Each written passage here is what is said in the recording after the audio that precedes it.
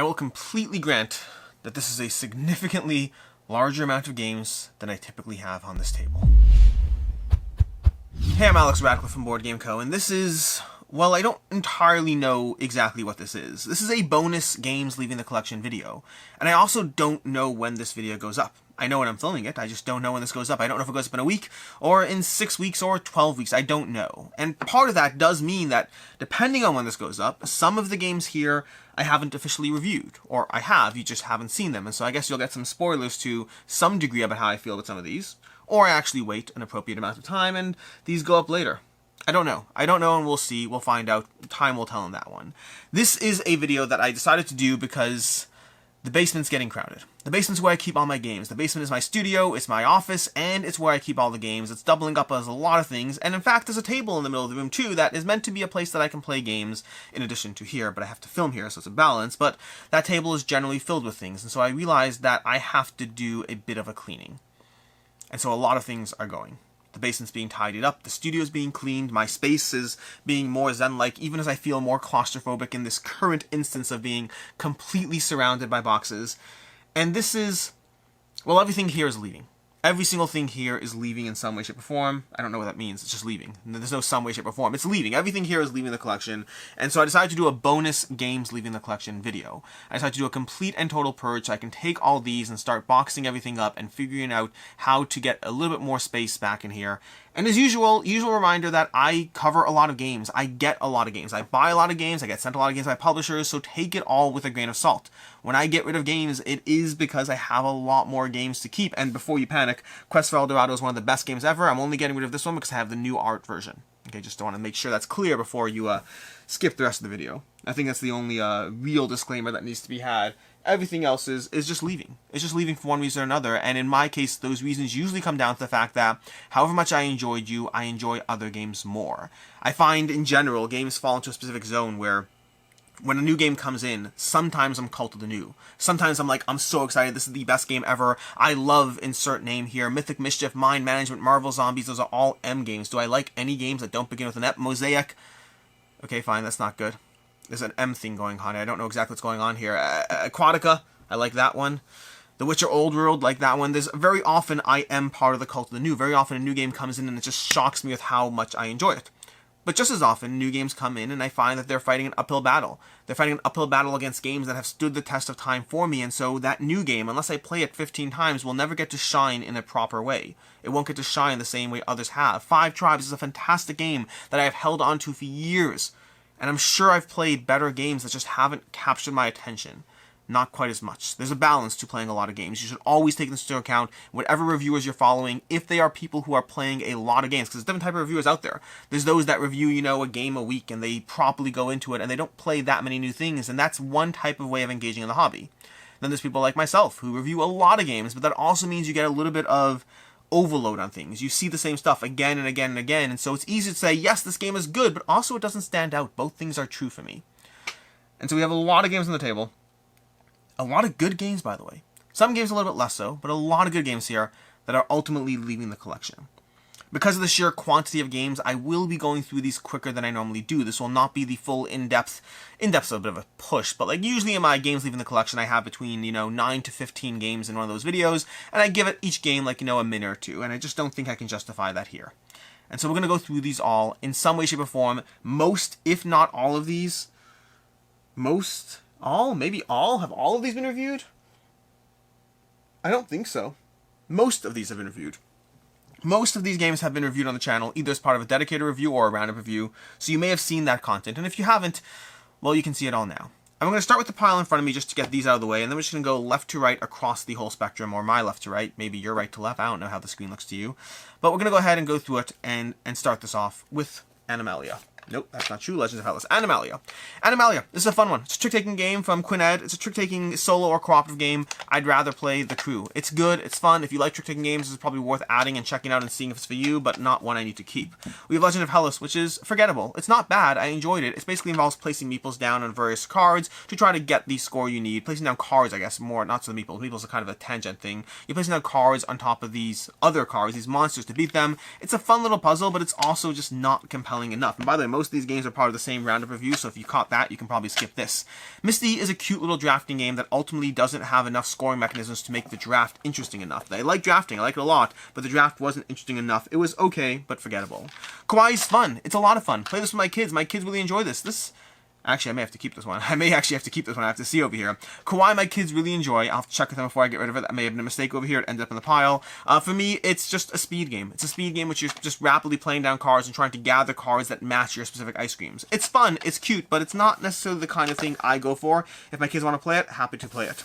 We have Fluttering Souls. Fluttering Souls is nice. I'd rather play Seven Wonders Duel. I find Fluttering Souls is probably a decent game if you're trying to introduce someone to Seven Wonders Duel and you feel that Seven Wonders Duel is a little bit too much. Fluttering Souls has the same card mechanic, a similar card mechanic that I've seen in not Chocolate Factory, in Truffle Shuffle. So I'd rather play Truffle Shuffle if I want something lighter, and I'd rather play Seven Wonders Duel if I want something heavier. I did like Fluttering Souls, just I like those other two games better.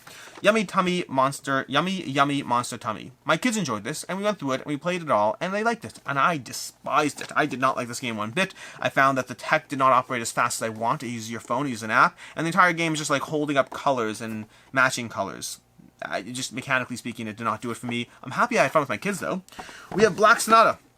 One of the most clever games I've ever seen. A solo hidden movement game. That's insane. That shouldn't be a thing, right? Solo hidden movement should not be a concept. And yet it works in Black Sonata. The downside is you end up not really reading your opponent or trying to get into someone's mind. It usually just ends up being a deduction game instead. A deduction game because of the very nature of it, that if you miss a single step, your entire game is off. So I find Black Sonata goes one of two ways for me. Either I follow the logic and I correctly follow everything and I just win, or I don't and the entire game feels like a frustrating experience. I like it. I thought it was fun to go into it, to play through it, to enjoy that experience, and also it's not what I need to keep.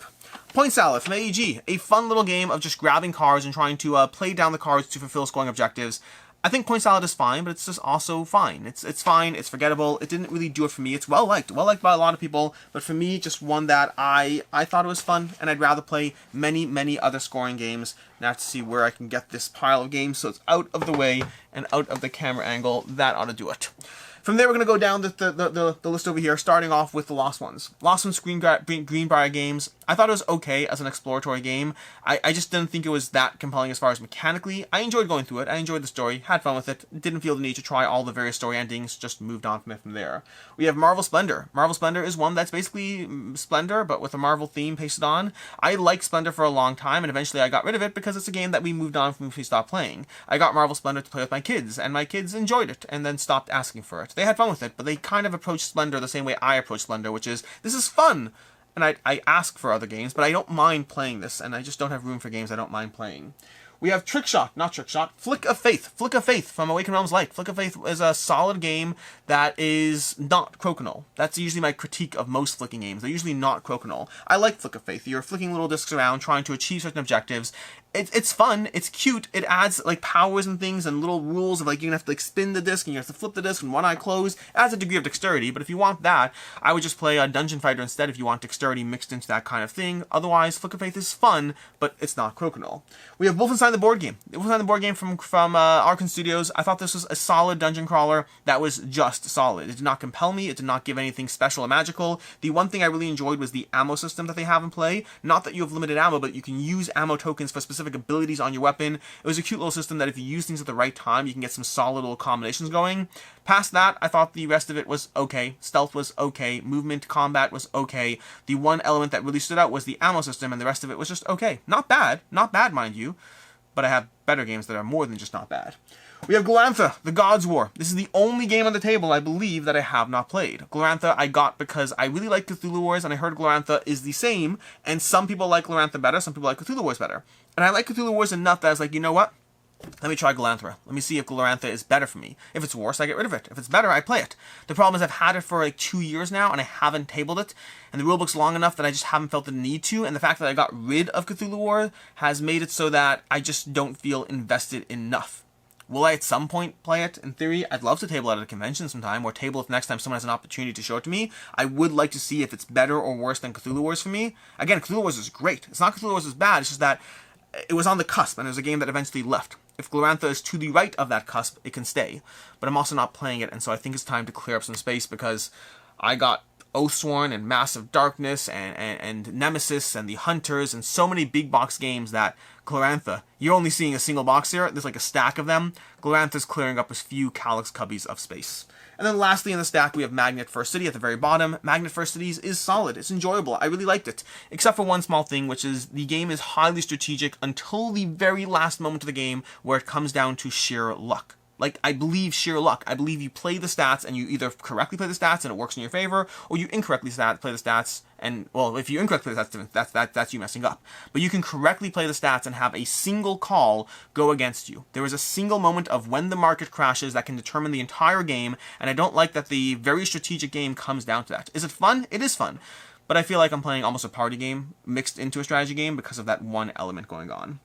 Metro X, a roll and write game from GameRight. I really enjoy Metro X. I think it's awesome. I also think that I'm getting showered with roll and writes left, right, and center, and so I was trying to think through which can I justify getting rid of. Dino World is probably next. Not Dinosaur Island Roll and Write. Dino World. I like Dino World a lot, and that's probably the next one to go. Maybe Divvy Dice. Divvy Dice I can see going as well. But in the meantime, the first one to go is Metro X. This is the first one when I'm looking at games to purge for my roll and writes. This is the one where I was like, you know what? I do like you, but I like you a little bit less than everything else.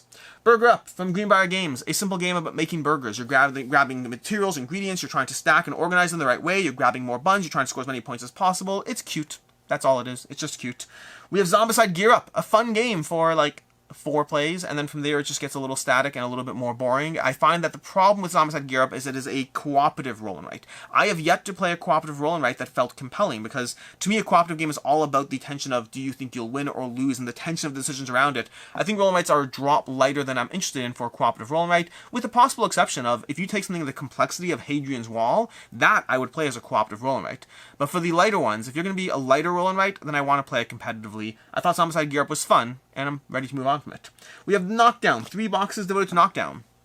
Knockdown's fun. I enjoy it. It's a nice little dexterity stacking mechanism going on. Fun little game. It's solid. It's just not one I feel the need to keep because it just doesn't compel me enough. It's fun. I liked it. Knockdown from Waking Realms Light. It's a solid game, just not compelling enough. Then we have Prehistories from 20th Century Games. Prehistories is a fun polyomino accessible game. For me, the biggest problem is Baron Park to date is going to be one of my gateway polyomino games, and Patchwork. Patchwork and Baron Park, between those two, and I still have the Grand Carnival as well, but between those games, I have so much gateway polyominoes that I think Prehistories is great, and it's a solid gateway polyomino game, but I prefer Baron Park. Baron Park has more going on. I think this is more gateway if you are focusing on the gateway aspect. But yeah, it's a good game. I just have too many polyomino games in my collection, and many of them have left over the years. It's harder and harder to stick around, especially with Foundations of Rome and Planet Unknown. There's so many polyomino games that are already hitting. Prehistories is good, but I think it's a little bit more gateway for it to be one that I need to stick around with. Endangered. This is one I wrestled with. I really liked Endangered. The main problem I have with Endangered is that I find I did not enjoy my experience with it with multiple players quite as much. For me, Endangered shone as a solo experience, which is not, I believe, what it's rated as, but I had the most fun playing Endangered solo. You're trying to save and rescue animals, and you're trying to go through a bunch of scenarios, and the variety in the scenarios is insane. I had complaints, I had critiques, I did a full review on it, you can check it out, I did a full review on half this stuff.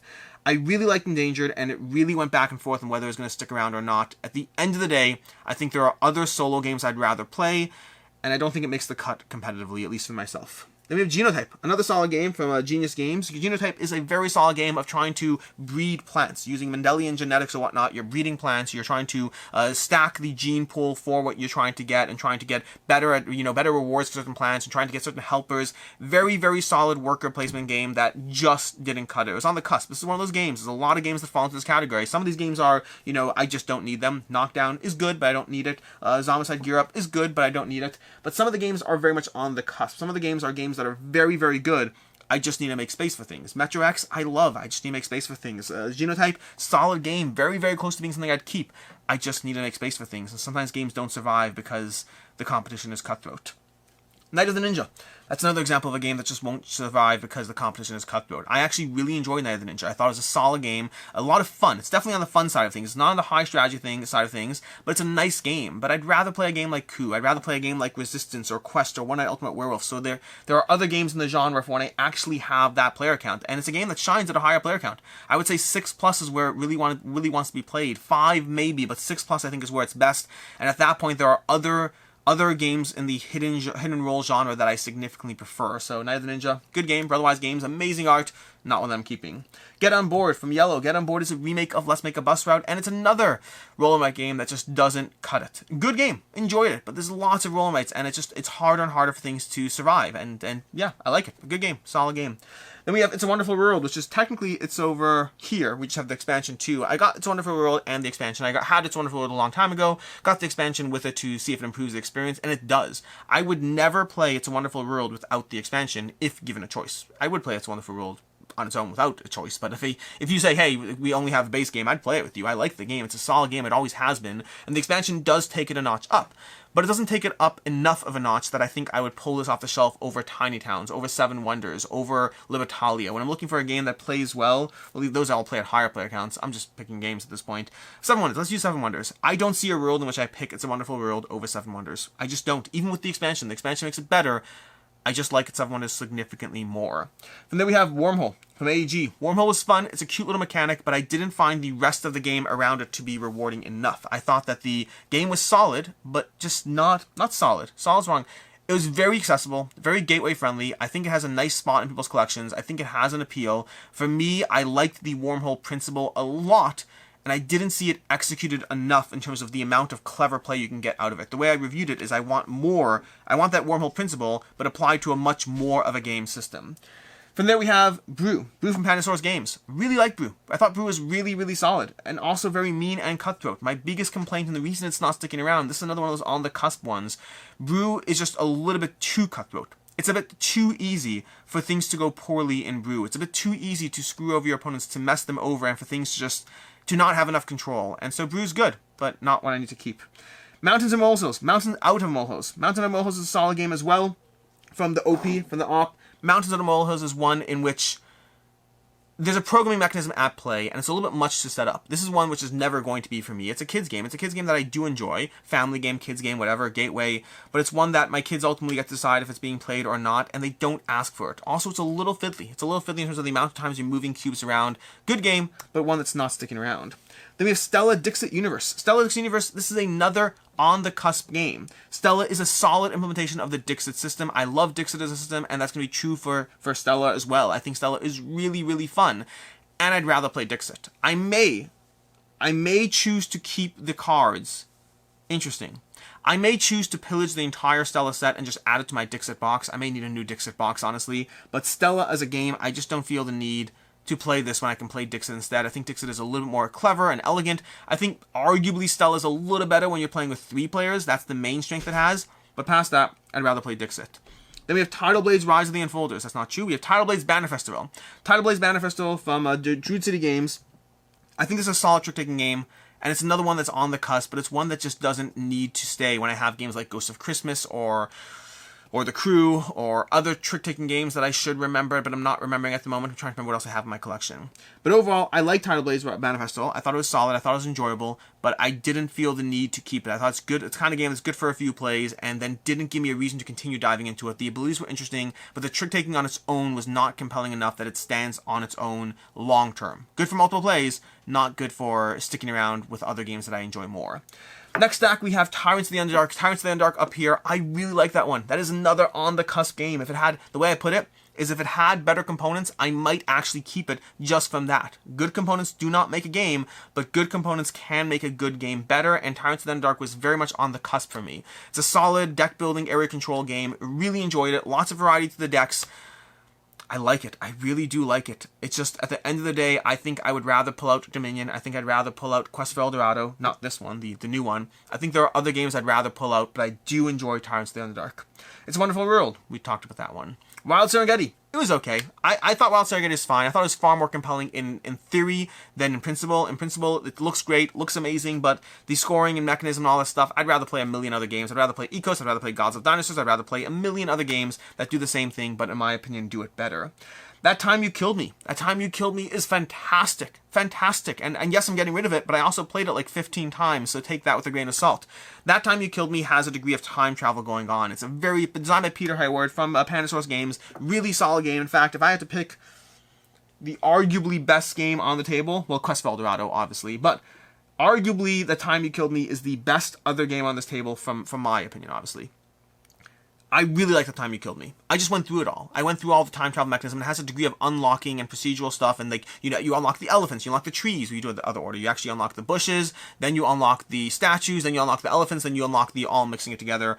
Whole bunch of stuff going on as far as a fairly simple time traveling mechanism wrapped into an abstract engine. It is very well designed, very solid, but it felt to me like the kind of game that I went through and I don't need to keep playing. As opposed to a game, let's say like Pack or Mythic Mischief or Santorini, where I kind of want to keep playing them. I got my 15 or so plays out of That Time You Killed Me, and it's like, this is good, and now I can move on to the next abstract game. Solid game, though. Of Dreams and Shadows from Greenbrier Games. Of Dreams and Shadows is fun. It's a fun game that I think the art is and the world building is but the general concept of it is you go through a bunch of interactions and stories, you're building up your characters, you're going through a preparation phase before you go into like the killing the tyrant kind of situation phase. Solid game. Has an expansion as well. I like the building up of your characters. I like the exploration.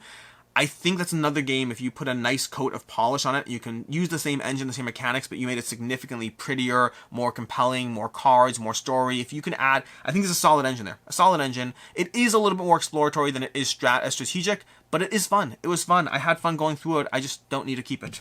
Quest for El Dorado. Fantastic game. I'm not getting rid of it. I got the Quest for El Dorado with better art than I can't remember the name of the company, but the other version, the international version with art from Vincent Dutrait. I love the game. I just wanted the better art version. So that's all that's going on over here. Meeple Circus. Meeple Circus had for years. I played that a lot with my kids. My kids really love it. And then we haven't played in a very, very long time. They like stacking pieces, but they do it with any game. And so it's been probably like 3 years since we played Meeple Circus. Maybe not that long. No, it can't be that long. It's been maybe 2 years since we played Meeple Circus. And so eventually all good things must come to an end. And for today, that good thing is Meeple Circus. And then lastly, Dice Theme Park. Dice Theme Park was fun. I enjoyed it. I thought the dice cascading system it had was very, very well done. But the overall puzzle around it I thought was a little repetitive and not overly compelling to keep diving into it. A very solid abstract puzzle of trying to min-max things, but the rest of the game around it was not compelling enough to continue to dive into it. And that's the games. I don't even know how many there are here. What is it, 40 games? Something like that. 40, maybe 30 games, whatever it is, as far as games that are just leaving. This is a bonus games leaving my collection video. I'll still be doing the regular one whenever, you know, at the beginning of the next month and all that stuff. This is just me trying to make some space and clean up and finding a bunch of games to purge. Hopefully I can still find more games to purge when it comes time to the regular video at the end of the month. And that's basically it. Until next time, I'm Alex Radcliffe from Board Game Co. Regular reminder that, again, I said this at the beginning, but I'll say it again here. I get rid of a lot of games because I get a lot of games in. Don't overly read into it. Yes, I have ratings. Yes, I have preferences. But take into account your own situation, your own games, what you want, what you don't want. There are going to be people who go through hundreds and hundreds of games a year, and there's going to be people who get 20 games a year. So everyone's situation is going to be different. This is just me letting you know which ones are sticking around versus which ones are not sticking around. I still, at the end of the day, have a collection of around 250 to 300 games in my quote-unquote permanent collection. Permanent doesn't mean permanent, it just means my rotating collection. There are games that manage to stand the test of time again and again and again. There are games I've had for years and years and years, and then there's games that land in my collection and I'm like, I will keep it forever. Going back to Aquatica, that A title. Aquatica's lovely. Whistle Mountain's lovely. These are newer games that I love. And Anno 1800 is amazing. There are so many good games, new and old. It's just a matter of choosing the ones that work the best for you. Until next time, I'm Alex Radcliffe from Board Game Co. I hope you enjoyed this video. And as always, have a good one.